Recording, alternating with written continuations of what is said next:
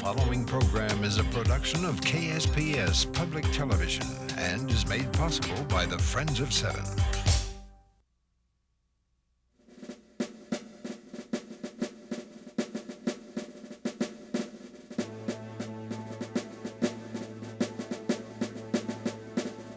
The wilds of North Idaho seem an unlikely setting for the U.S. Navy. Yet it was here, on the shores of Lake Pend Oreille, that the second largest naval training base in the world was built and operated during World War II. It was named Farragut, a proud and historic Navy name. A name it would live up to, for during its short life, close to 300,000 boots passed through the gates of this landlocked base before sailing off to defend their country at the hour of its greatest need. This is the story of that base and its people.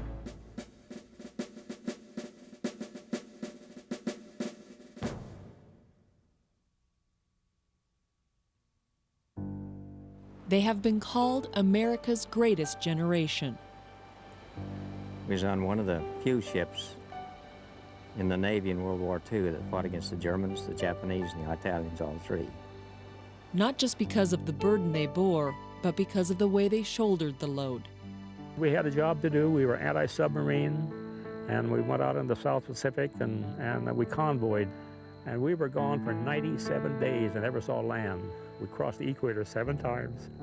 But take a fleet of tankers down, and then come back, pick up another fleet of tankers and a troop ships. As children of the Great Depression, they knew of hard times. The day Roosevelt died, we got hit by a suicide plane. And then on July 30th, just before the war ended, we got hit again. And old bi-wing fabric job with a 500-pound bomb on it. Come in and hit us from the starboard midship and put us out of commission pretty good. Their belief was in God and country. I'm sure that my tenure in the service was blessed by a guardian angel. We were fighting, if you can imagine, 120-foot waves. There's times when that ship just literally shook itself. You couldn't even stand up in it. As a result, toward the end of the storm, we found there was a structural weakness in this ship. The wave hit us just right, and we wiped off 104 feet off our bow. I had been in that bow just 2 minutes before it went off. Their stories tell of heroic deeds by men fearing for their lives. I was down in the engine room, and we thought we were hit with a torpedo. I was hurt, I was dazed, and I was trying to get up this ladder to go straight up in the air with one arm. And I was having an awful time, and I don't know the gentleman anymore, but his name was Red, and he happened to look down and see me, and he come back down in that engine room thinking we were sinking and tried to carry me out, and I was frightened. I was terribly frightened at the time, and I'm sure he was too.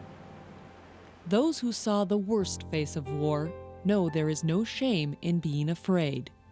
I remember very vividly sitting in a gun tub and tears running down my cheeks. You know, that afraid when you're under attack. Some stories they've never even shared with their wives. We was with the small carriers and the big carriers when the USS Princeton, a converted carrier, got hit with a bomb, and we went alongside her fighting fires. And we about had the fires out when we had to pull away from her on account of an air alert and a submarine alert. And when them was cleared, why, we went back to fight fires on her again. And just as we was about 50 feet from her, all of her ammunition blew up.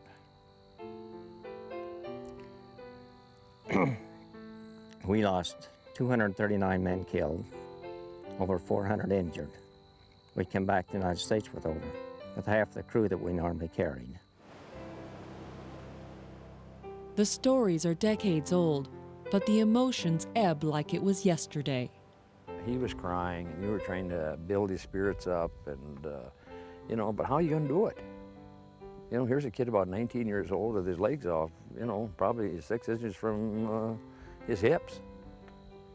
We lost a lot of men, a lot of ships, and yeah, it's emotional. But thank goodness it's history, and I do enjoy getting back with a group of my peers, you know. Bill Davis, age 83, from Sequim, Washington.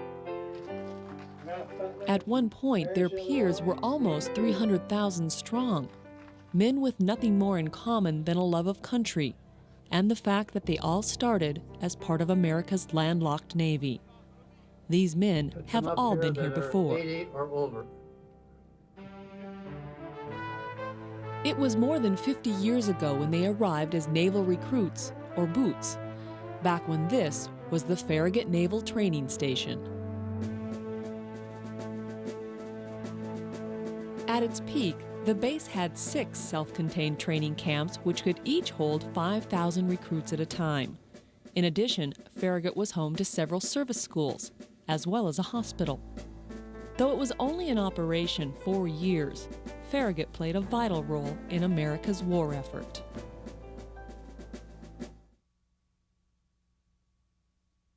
In that Sunday morning inferno, the Pacific Fleet appeared to be completely immobilized by the sneak attack. Japan's attack on Pearl Harbor was a blow not just to the Navy, but to the country's psyche. With confidence in our armed forces, with the unbounding determination of our people, we will gain the inevitable triumph, so help us God. I can still hear his words. Well, we couldn't believe it. You know, it was, wow, it was devastating. How could they do that? The sleeping giant had indeed been rudely rousted from its slumber. Now, with a single mindset, its people prepared for war. After the bombing of Pearl Harbor on December 7th, 1941, the U.S. Navy Department started the process of building training facilities for the war effort for World War II. They were expanding the Great Lakes Training Facility in Michigan. They were building a brand new facility in San Diego, and they were looking for a location for another West Coast facility. But there was a fear that the Japanese had already come as far as the Hawaiian Islands and that their next target would be the West Coast. Due to that fear, it was decided the next base should be built inland, away from the vulnerable coast. So the search was on for an area that met that and 2 other main requirements. They were looking for a relatively large body of land that was undeveloped and a relatively large body of water that they could train on. And through reconnaissance flights around the western United States, they came across Lake Pend Oreille, and it fit all the criteria. Local lore has a romanticized notion of just who it was that came upon Lake Pend Oreille. There's been some rumors that went on that Eleanor Roosevelt had flown over the area and she saw this big body of water and she suggested to her husband that this would be a great place for a naval base. It was isolated, number one, and there was reasonably good railroad connections because the North Pacific Railroad was just a few miles away. The Great Northern came in and the Spokane International also passed by. And then there was a reasonably good-sized city, Spokane. Located some 350 miles from the coast, the 50-mile-long lake in the panhandle of North Idaho runs from Sandpoint to Bayview. Coeur d'Alene, Idaho is about 26 miles to the south, and Spokane, Washington is about 50 miles to the southwest. So the top brass went back to Washington. They made their decision that started the wheels in motion for what was to become the second largest naval training facility in the world during World War II. 7 families owned the land along the south end of Pend Oreille that the War Department was interested in. To claim the land, it simply enacted the Declaration of Taking, which allowed the military to come in through the War Powers Act and basically give the people 2 weeks' notice to vacate their land and move out because it was being used for the war effort. And once that process was completed and the 7 families were moved out, then the process of building the base started. A process the rest of the region met with enthusiasm. You have to understand that this area still had not recovered from the Great Depression, that the economy was anything but good. Other than Galena, which is now Fairchild Air Force Base, there really had not been that much military construction in the Spokane area.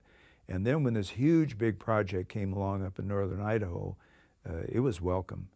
Oh, well, it saved our lives. It really did. We were living on, as so many North Idaho natives back at that time, we were living on venison and morel mushrooms. Highfalutin fare, really, you know, but we didn't know it at the time. They took care of the Depression in a hurry. Everyone who wanted to work, who qualified in any way could work. They were hiring so many people, men and women. The job of building the new base in Idaho was given to a company out of St. Paul, Minnesota. The Walter Butler Construction Company received the contract to build the naval base.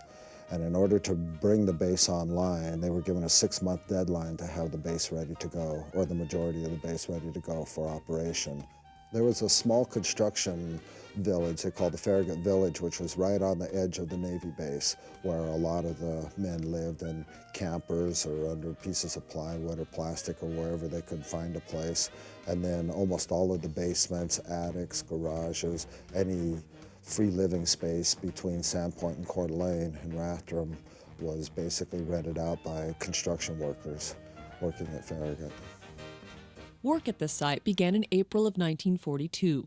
The rolling timber-covered topography at the south end of the lake would be altered to fit the Navy's needs. They just cut down the trees and bulldozed the stumps and leveled the ground and just made it wide open so that they could do the construction. The first day I came to work there in late May, there were 3 tar paper shacks, and they were occupied by staff people from Butler Construction, doing the hiring, the personnel work, and all the rest of that. The area itself was a beautiful, wooded, forested northern Idaho, semi-rolling hills, beautiful area. And by the time I left, 3 months later, one of the compounds had been finished and was occupied, had been dedicated, and the other compounds were well along in completion, in construction. To accomplish this, more than 22,000 men worked 10-hour shifts for 13 of every 14 days. They built mess halls, living quarters, chapels, and monstrous drill halls. Well, we went to work at 6 o'clock in the morning, and we worked 10 hours, and we worked 7 days a week. And the pay, of course, for those times was phenomenal. And that was really part of the incentive to go up there and be part of that project. And the pay, I started out at $1 an hour, and that was almost double the standard wage for working people at that time. Later on, they gave me a raise, and I think I ended up getting about $1.25 an hour. But you did nothing else except work. And work in conditions that by today's standards would be considered unbearable. Well, you just learned to live with dirt and dust and heat and discomfort. It was just part of the job. And I don't think that for those times that was all that unusual. That was fairly typical of working conditions. In an effort to entice workers to endure the poor living and transportation conditions, the president of Walter Butler Company talked up the great fishing in Lake Pend Oreille. Weary spirits were also raised with the visit of a Hollywood star, one who just happened to be the girl next door. Lana Turner was born and raised in nearby Wallace, Idaho, and her visit to Farragut, promoting the sale of war bonds, gave a real boost to morale.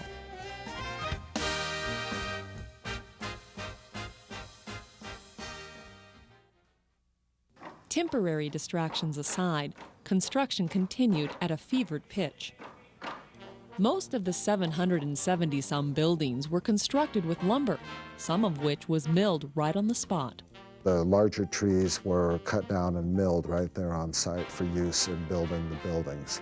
which seemed at first glance to be an excellent way to utilize the resource, but in hindsight, after the next spring, all the green lumber that was used turned out to be a real headache for some of the people because it started to warp and check and drip pitch, and green lumber is not the best material to use when you're building big facilities like this. It didn't take long for crews to see another flaw in the government's master design. That's a real interesting little snafu. There were 776 buildings that were built on the base, and almost all of them were flat roofs. And meanwhile, the San Diego Naval Training Station was under construction at the same time, and all of their roofs down there were peaked for heavy snow load. It doesn't take a rocket scientist to figure out where the snow falls and where it doesn't. One thing builders did have going for them was that expense didn't seem to matter. It was a cost-plus contract. In other words, the contractor would spend whatever money he had to spend to get the job done, and then he would add his profit or his commission to that. And it always seemed like an ongoing miracle to me that they were able to find the supplies, the materials that they needed to do that job. They must have had every lumber mill in North Idaho and western Montana making lumber for that project up there, because almost everything that was built was wooden. It's estimated that 98 million board feet of fir, larch, pine, beech flooring, maple, and plywood were used during the construction of the base. In the end, the total cost of building Farragut was far greater than initial estimates. At groundbreaking, they estimated that the base would cost about $27 million and would hold 20,000 men. But then as the war escalated and the construction process went on, they expanded it from 20 to 30,000 men because they saw the need for training more people, and the cost therefore went up to $37 million. But by the time it was actually all completed, and I guess they turned off the calculators, they'd probably spent closer to $160 million on the base. The first completed area of the base was delivered to the Navy on August 2nd of 1942. On that same day, dedication ceremonies were held. Actor Dick Powell hosted the event. So we all went down to the just finished compound, and they had a dedication ceremony which included guests from Hollywood. And that included several beautiful young ladies, and of course the guys enjoyed that. There were a few struggles for front row spots to watch that part of the program, but it was very, very impressive. Named after the first American admiral, the Farragut Naval Training Station was officially commissioned little more than a month later on September 15, 1942. The importance it would play in the United States war effort was recognized from the very beginning. Before the base was even finished, the Commander-in-Chief himself, President Franklin Delano Roosevelt, made a secret inspection visit to Farragut. Though the President knew exactly where the Farragut Naval Training Station was, most of the new recruits had no idea where they were being sent. When I enlisted in Kansas City, Missouri, February 43, and left there was a foot of snow on the ground. And we arrived in beautiful Farragut, Idaho, which I hardly even knew where Idaho was. I was just a kid in high school. And there was 3 feet of snow up here. I was only 150 some miles from San Diego, and the guy says, take a sweater and a toothbrush, it might be cool. Well, sure, it gets cool at night in San Diego. But instead, they shipped me up here, to Farragut. And I rode that train, I think it was 2 days. I got up here to Athol, Idaho. Snow must have been about 2.5 feet deep. I thought hell had frozen over. Navy had a method to their processes, and the men who were closest to the Farragut area were the ones least likely to go to the base. That was an intentional plan on the Navy's part, because they didn't want the men to get homesick and go home. So if you lived in the Coeur d'Alene area, your chances of going to Farragut during World War II were almost zero. You would go to San Diego or Great Lakes, in Michigan, but not to Farragut. So there were a lot of Midwestern boys, a lot of Eastern boys, a lot of Southern boys from the California area.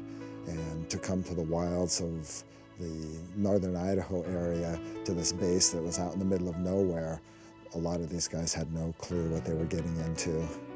The average age of recruits entering boot camp was 17, and for many, coming to Farragut was their rite of passage. I thought, oh my God. I was quite young, and first time away from home for any length of time, and it was quite traumatic, quite traumatic. I didn't cry, but some did. Some of the young kids cried at night, and I missed home. I missed everything at home. The recruits traveled by train to the little station at Athol, Idaho. There they were loaded into trailers known as cattle cars and trucked the final few miles to the base. And even though Farragut was open year-round, the most vivid memories are from those who arrived in the dead of winter in the middle of the night.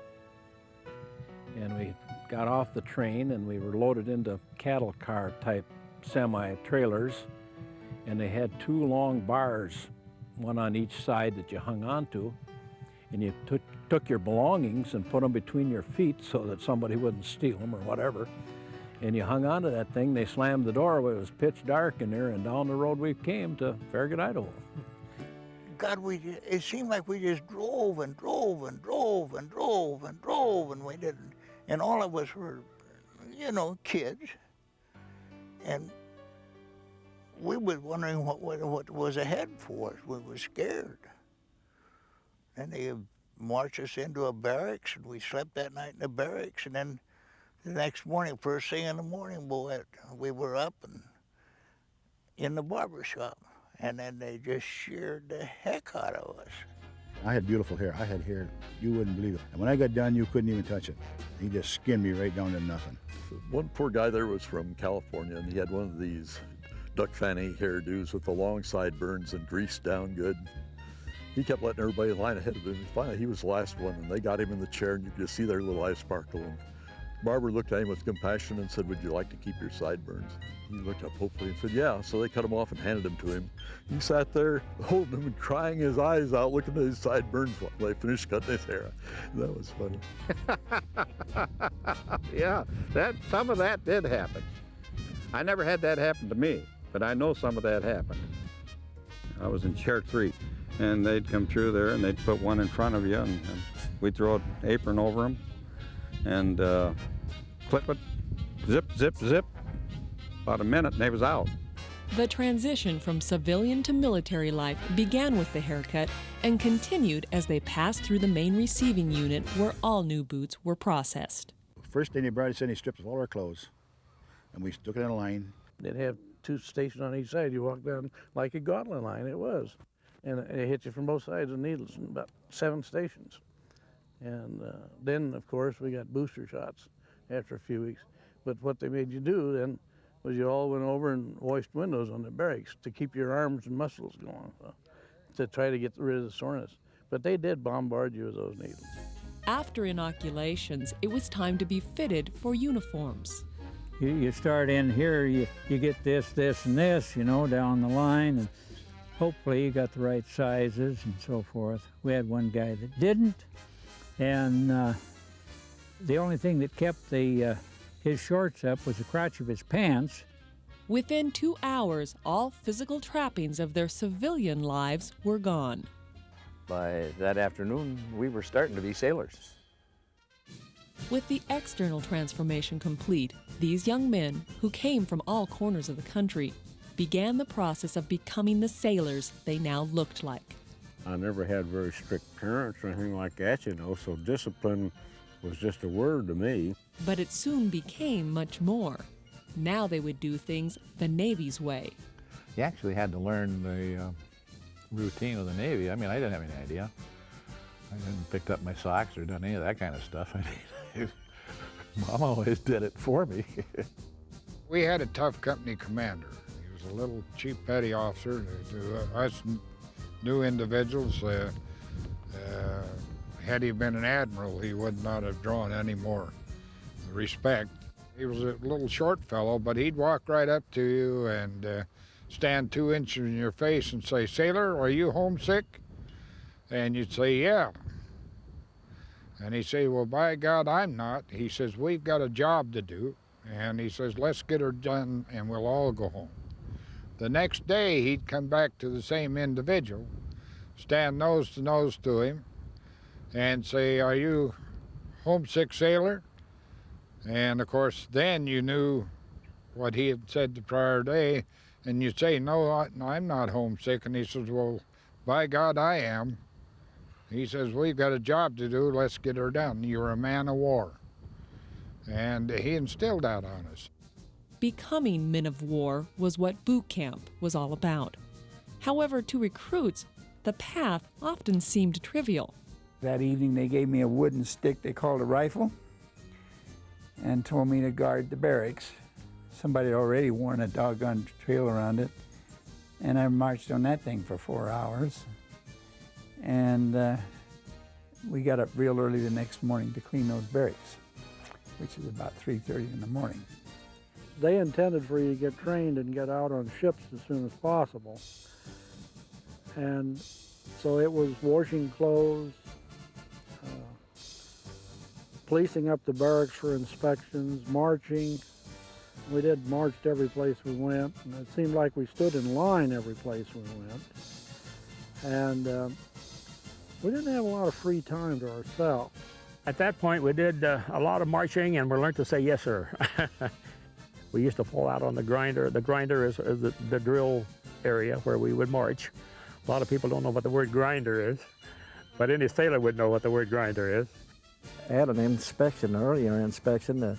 There's one of my shipmates didn't do a very good job at shining his shoes. So instead of he suffering from what he did, the whole company had to take the punishment. So what we had to do for a whole week is carry our shoe shine kit with us wherever we went. And we had to march every night till about 9 o'clock, and we'd stop about every 15 minutes and we'd put another coat of polish on our shoes, shine them up real good, you know. So those stick out vividly in my memory. We were beginning to, for the first time in our lives, having to follow orders, be told what to do, be regimented. You had a time for this, a time for that, which I'd never experienced, really.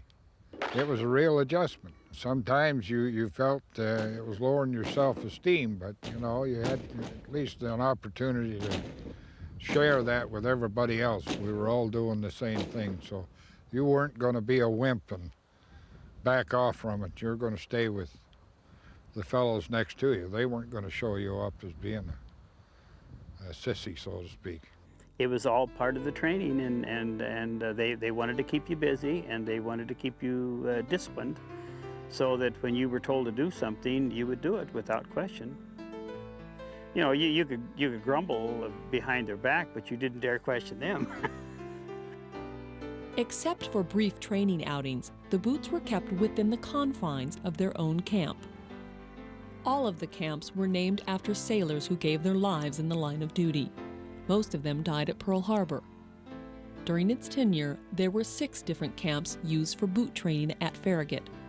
Laid out in an oval, each one was like a city unto itself, each with the same facilities as the rest. Around the perimeter were the barracks, 2-story buildings that housed 250 men each. There was a ship's store and well-equipped recreation building, where the men could enjoy activities such as bowling and pool. At the opposite end was a mess hall, capable of serving 5,000 meals in 1 hour. Each area also had 2 dispensary buildings to meet the recruits' medical and dental needs. The most impressive feature was that each camp had its own cavernous drill hall, buildings so large they held 6 basketball courts, a boxing ring, and a 75-foot square swimming pool. And at the camp center was the drill field, or grinder. Camp Gilmore was the only camp that varied from the layout of the others. It was only half the size of the rest and used to house those sailors staying on for service school. In addition to those training camps and your special services, you had your whole administration area, central auditorium, which was a gigantic auditorium.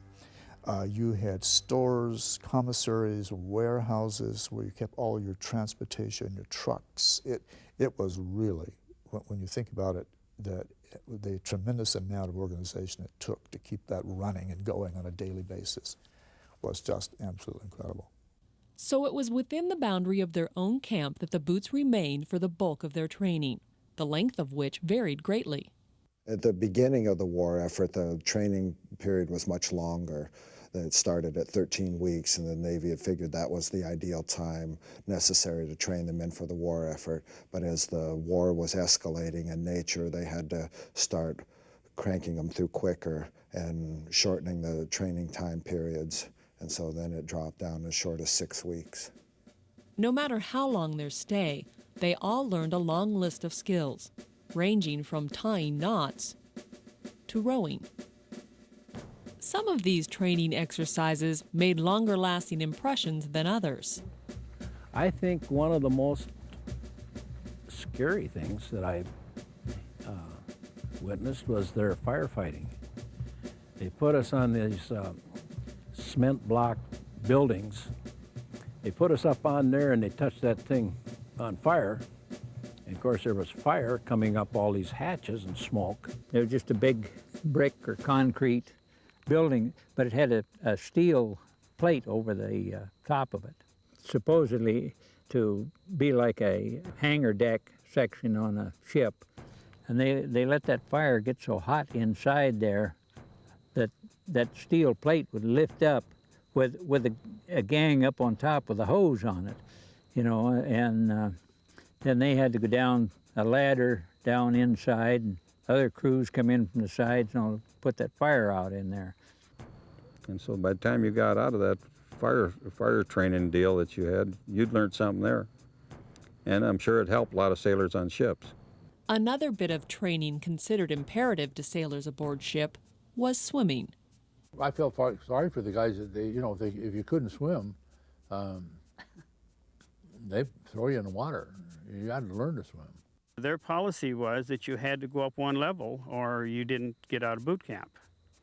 And they about drowned me trying to get me up to that next level. This one time, another young fella and myself, they were trying to make us tread water. We had to take off our jeans and blow them up and do different things, but we had to spend a certain amount of time in there, and we couldn't handle it. And every time we come in, the guy would step on our fingers and push us back, till finally somebody from my boot company come up and told the guy, "Leave those damn kids alone." And he backed off and let us come in. While most learned to swim, others were learning ways to get around the rules. They were giving an extra liberty to every company that could swim 100%. We had several kids that couldn't swim at all. I mean, they'd drown if you put them in 6 feet of water. And there were several of us from this area, or on the coast and here in Idaho and everything, that knew how to swim fairly well. So, along about time for them to take their tests, we would take their ID cards and kind of match them up a little bit. We didn't pay that much attention to them, but you just turn them in at the desk as you went in. And if you swam, they'd give you a little thing that says you get your ID and you sign out and go again. So as long as the guy at the desk didn't pay any attention to you, you were okay. So there was probably 7 or 8 of us that all could swim good. We went over and did this maybe 3 or 4 times. And all of a sudden we became 100% swimmers.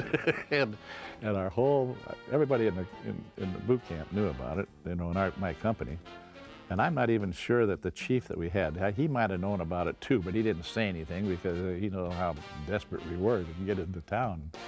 Part of learning how to do things the Navy way meant learning how to get along with a wide range of people under circumstances that are not necessarily ideal. Our first liberty was 13 hours. We went down to Coeur d'Alene and come back, and one guy had gotten drunk, and he come in and everybody was already in the barracks asleep, and he come around and woke everybody up one at a time and says, "Do you think the rain will hurt the rhubarb crop?" And I always remember that. Having 250 men in a barracks building all at one time was a fairly intense setup. The bunk beds were very close to each other. There was no privacy, no time to themselves, maybe a little bit to scratch out a Dear Mom card and I'm still alive, but get me out of here. Tight quarters is one of the reasons why such an emphasis was placed on personal hygiene. The Navy even had training films about it.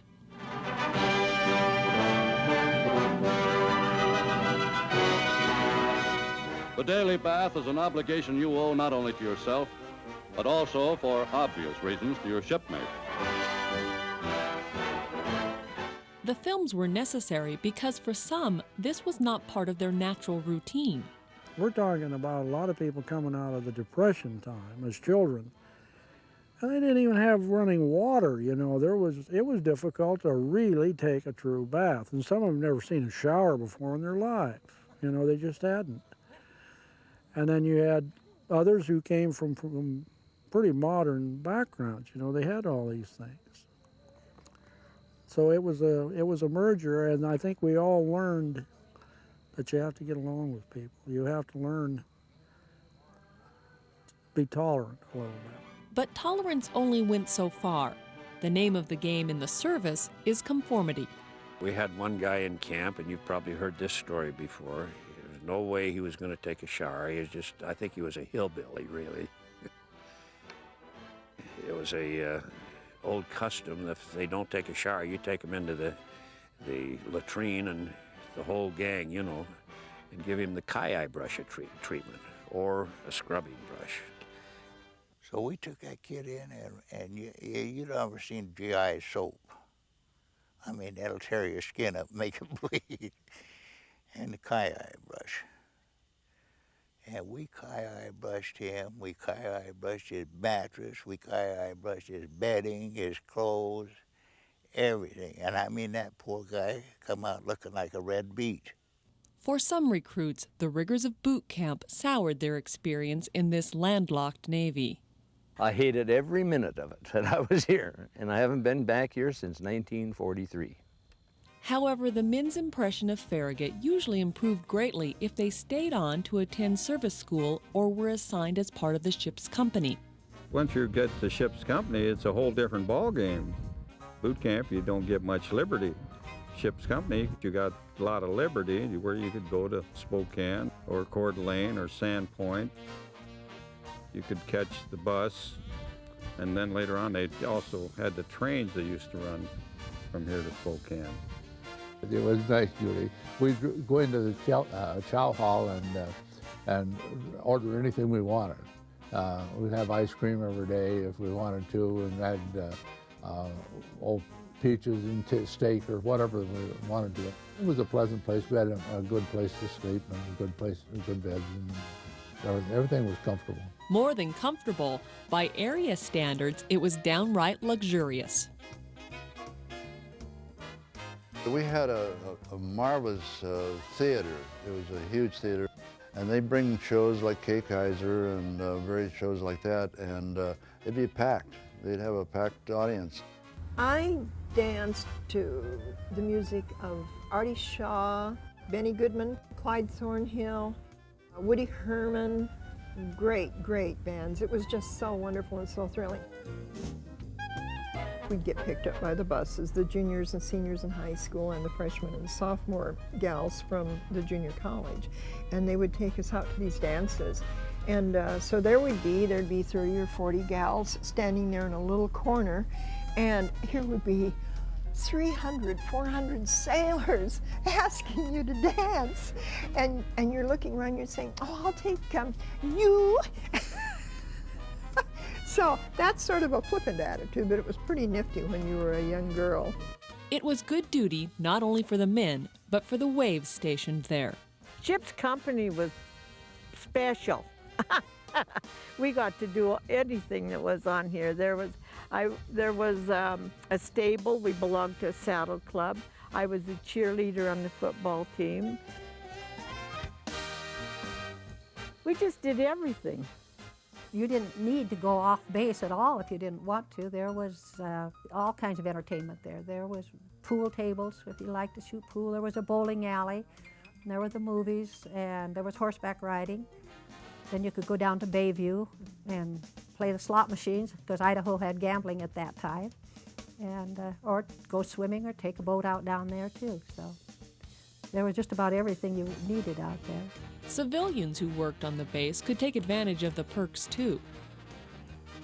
Well, it was a thrill to run around with the officers at their parties and out on the boat with them, and that was kind of fun. Though they enjoyed themselves, they also worked hard. The Waves performed many of the duties that dealt with the day-to-day operations of the base. We were very busy in the offices, very busy.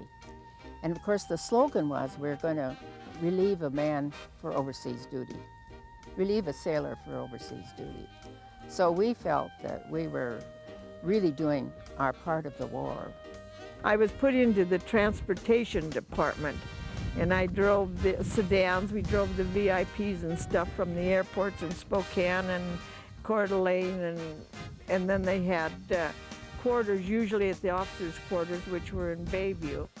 There was a lot of typing to do. We had forms to fill out if someone went on leave, so you had to fill out those forms in triplicate. And then you had forms when they came back. You know, we had a job, we did a job, and we got it done. Getting the job done was no easy task. Just keeping the base in supplies was an awesome undertaking. Even though the men were only allowed to smoke at specified times in areas called pits, the base went through 750,000 packs of cigarettes a month. During the same number of days, the ship's stores would sell 30,000 packages of stationery, 15,000 tubes of toothpaste, and 7,000 tubes of shaving cream. Repair shops also did a timely business. With wear and tear taking its toll, the cobbler shop had to put new soles on 800 pairs of shoes a day just to keep pace.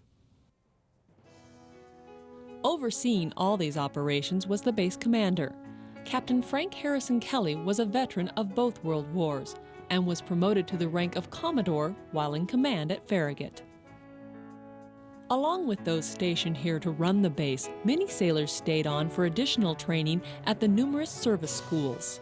There were 6 to 8 primary service schools that offered advanced service training at Farragut. This started in about May of 1944, and the primary schools were gunner's mate, electrician's mate, hospital corps school, signalman's school, radioman, and then they also had shore patrol and some incidental smaller training. At corps school, you learned the anatomy of the body, and we learned a lot. We learned how to bandage, what to use for certain types of wounds, and if we were in a dispensary, what medications to give. The famous old APC capsule, that was a good heavy-duty aspirin. And if you didn't know what to give, you give them APC. And said, take that for 3 days, and if you aren't better, come on back. We'll give you some more. While the men pursued their various courses of study, they also took time to explore the surrounding area. They had this USO in Coeur d'Alene, which is quite a big building. And it had a kind of a balcony all the way around the top, and they had reading materials and things in there. And then, of course, they'd have their dances, and then the girls would come in from the surrounding area, and you could get something to eat there. And actually, on a weekend liberty like that, you could almost survive just there. They didn't have sleeping quarters there, but so we'd always go back to base. But it was a good place to hang out, you know. We went to a movie, and we went to a regular restaurant rather than eating in a mess hall. We walked around. I think we might have bought a trinket or two, and then I think we each had our pictures taken in this booth, and by that time it was getting close time to get back on the train, so there wasn't much trouble. Well, the best part was that I was close to home. The bad part of that is that I took half the company in with me when I went in. I called up every girl I knew, got them all fixed up with dates. which was fine at that time. But then when I got out of the Navy, I didn't know any single girls. So I wasn't as smart as I thought I was. Went to Coeur d'Alene a couple times, but then after that, my buddy and I went into Spokane.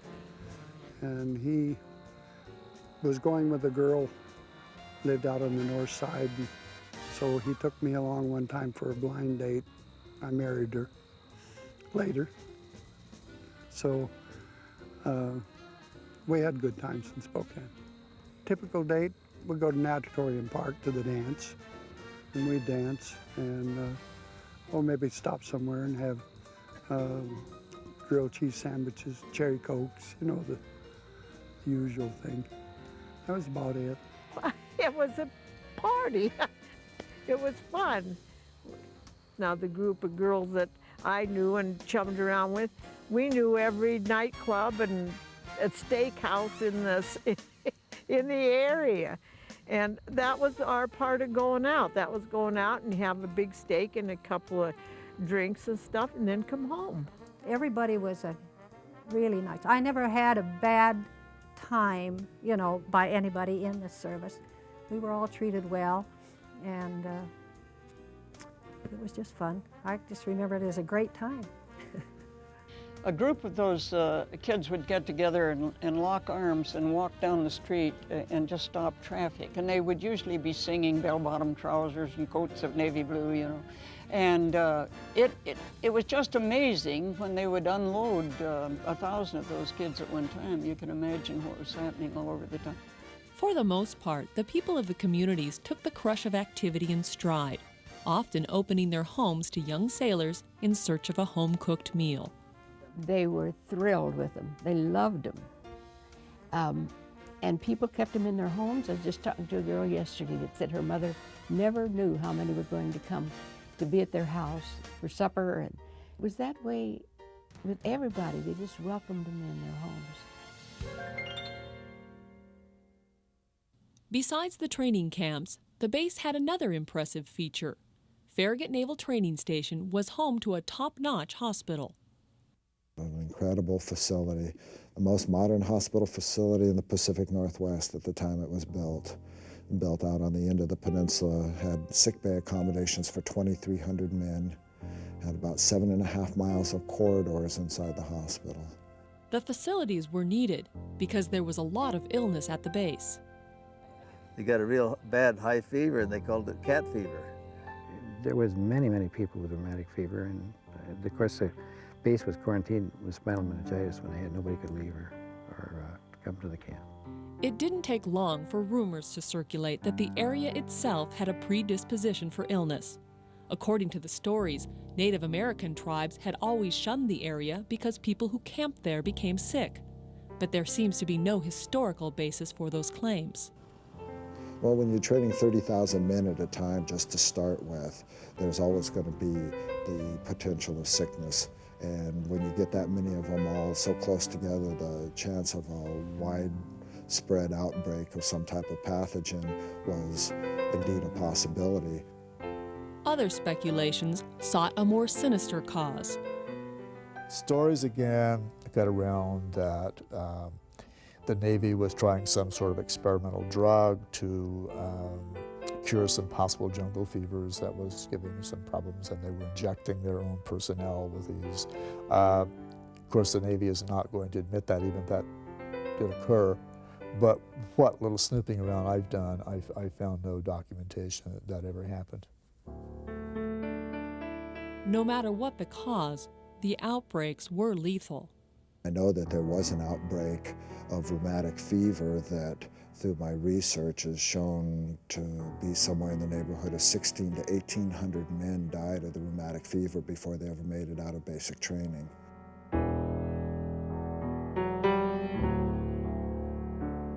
The war was only distant in miles, so as it progressed, the base and its functions continued to evolve. The hospital began caring for men with battle injuries, providing therapy and rehabilitation. Recruit training dropped off, and the emphasis was placed on service school activities. During this same period, the name of the base changed. It went from being called a station to a center. So it was kind of this floating number that one would go up and the other one would go down. And then as it became obvious, we actually won the war in 1945, but the base wasn't closed until June of 1946. So there was that kind of decompression time period when they were still working with the patients at the hospital, and the basic training functions weren't really necessary anymore. They were still processing a lot of personal effects of the men who were killed in action that were going, all of those personal effects were coming through the Farragut Center to be reprocessed and distributed out to the families. There was yet another aspect of the base that brought the front lines back to Idaho. We were in southern France, and I was wounded. I had some shrapnel on my back and in my arm, my hand, and we were then, after we were overrun by American troops. That was in September of 1944. Was captured by American soldiers. Many people were unaware that about 750 German soldiers captured overseas were housed just outside the main gates of Farragut in a POW camp. It was surrounded by 2 barbed wire fences, so they were actually outside of the base, but within an approximate area of the entrance. They had their own buildings, they had their own newsletter, the little prisoner of war newsletter called The Loop, which meant the looking glass, and they had their own dining hall. They wore the standard prisoner uniforms, which were a P and a W that were placed on the dungarees, on the pants, and on the shirts. Every day they were brought from behind the barbed wire onto the base to perform a myriad of duties for which they would be paid 80 cents. And though they were the enemy, it seems they were hardly treated as such. Those that I observed, I swore I was such kids that I don't even think they shaved.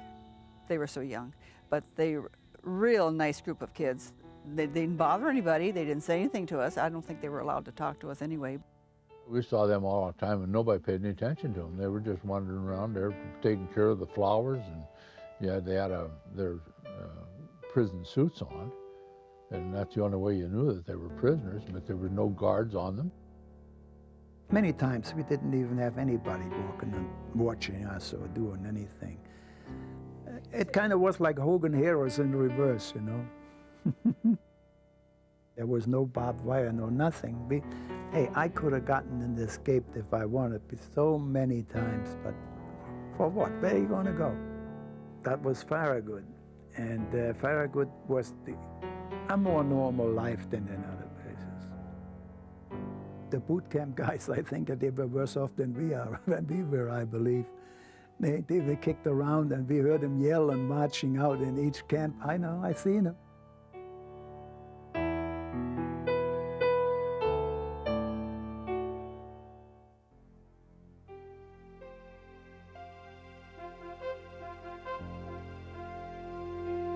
The training and discipline learned by the Fighting Blue Jackets at Farragut is merely an echo from the past.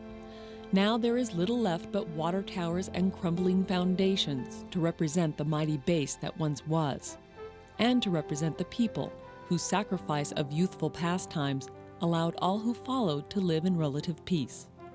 Yet still, these men and women of war return. What they lived through defined their generation, creating a bond others can only marvel at. I don't know that you could understand it. I don't imagine anybody can understand it unless they were faced with it. I'm a firm believer that nobody knows how they'll react to anything until it happens. This was the first big thing in my life. I've experienced many others, but that was number one. Let me say one thing, it made a man out of me. If it doesn't want, not one other thing, it made a man out of me. I was able to face up to reality, where before, maybe being a young kid, I was a little flighty, going from here to there. Having 6 years of my life in the Navy was a great experience. I wouldn't take $1 million for it, but I wouldn't want to go through it again for another $6 million. It didn't make me as much of a man, I suppose, as some of these sailors that left here and got on ships and seen a lot of duty. and which I admire them for. And I kind of often thought that I really, missed out on something by not getting shipped out of here. And then on the other hand, after talking to some of them people, they tell me that I was damn lucky that I stayed here. So, so it was a significant era in my life. I don't know what more you could do for 2 years that would make such an impression. It was really, it was wonderful. It was a great experience.